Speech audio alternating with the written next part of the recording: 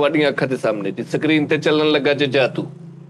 1 2 ਪੁਰਤਗਾਲ ਦੇ ਸ਼ਹਿਰਾਂ 'ਚ ਆਪਣੇ ਜਾਦੂ ਦੇ ਕਾਮਯਾਬ ਦੌਰੇ ਤੋਂ ਬਾਅਦ ਵਤਨ ਵਾਪਸ। ਸਲਮਾਨ ਕੌਰ ਦੇ ਛੋਟੇ ਭਰਾ ਨਾਲ ਟਿੱਕੀ ਖਲੀ ਦਾ ਮੂੰਹ ਛੋਟਾ ਜਿਹਾ ਨਿਕਲਿਆ।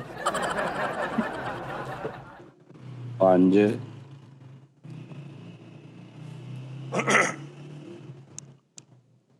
ਤਾਜੀ ਪੂਰੀ ਡੱਬੀ ਡੂ ਕੇ ਐਟਮ ਕੀਤੀ ਤਾਂ ਕੀ ਕੀਤੀ? ਯਾਰ ਤੂੰ ਦੇਖ ਗਿਣਤੀ ਕਰ 4 ਤੇ 3 7 ਤੇ 1 8 9 ਈਲੀਅਨ ਐਸ ਲਿਖਣਗੇ ਹੁਣ। ਉਹ ਤੂੰ ਉਹ ਕਰਾਉਣ ਲੱਗਾ ਪਲਾਂਟਿੰਗ। ਫੈਸਲ ਇਧਰ ਆ।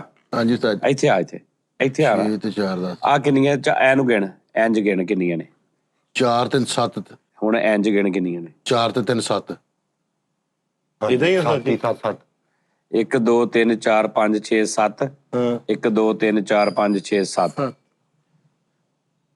ਆ ਫੜ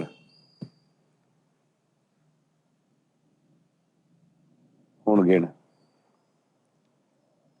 5 ਤੇ 2 7 ਇਧਰੋਂ ਵੀ ਗਿਣ 11 5 ਤੇ 2 7 ਓਏ ਨਹੀਂ ਓਏ ਇੱਕ ਮਿੰਟ ਹੱਥ ਦੀ ਸਫਾਈ ਇੱਕ ਮਿੰਟ ਉਸਤਾਦ ਜੀ। ਉੱਧਰ ਵੀ ਉਹਦੇ ਮੈਂ ਦੁਬਾਰਾ ਰੱਖਦਾ ਹਾਂ। ਵਾਹ ਰੇ ਵਾਹ।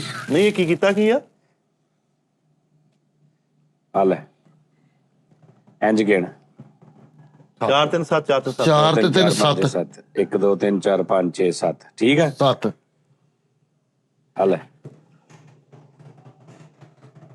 ਹੁਣ ਫੇਰ ਗਿਣ ਇੰਜ ਓਹੋ ਕੀ ਹੋਇਆ ਕੀ ਆ? ਤਾੜੀ ਲਾ ਕੇ ਜ਼ਰਾ ਛੋਟੇ ਬੱਚੇ ਤਾੜੀ ਲਾ ਕੇ।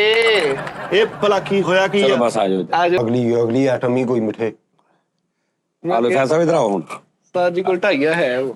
ਨਹੀਂ 3 ਤੱਕ ਪਹੁੰਚੇ ਪਏ ਆ। ਆ ਦੇਖੋ 1 2 3 4 5 6 7 1 2 3 4 5 6 7 ਆ ਫੜੋ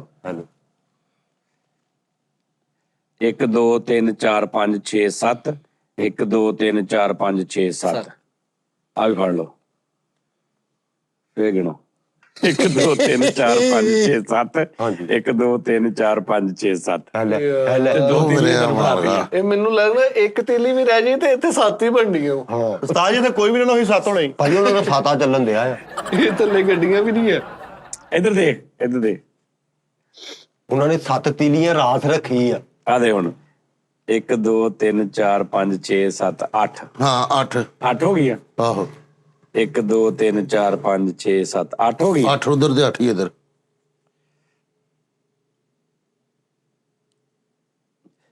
1 2 3 4 5 6 7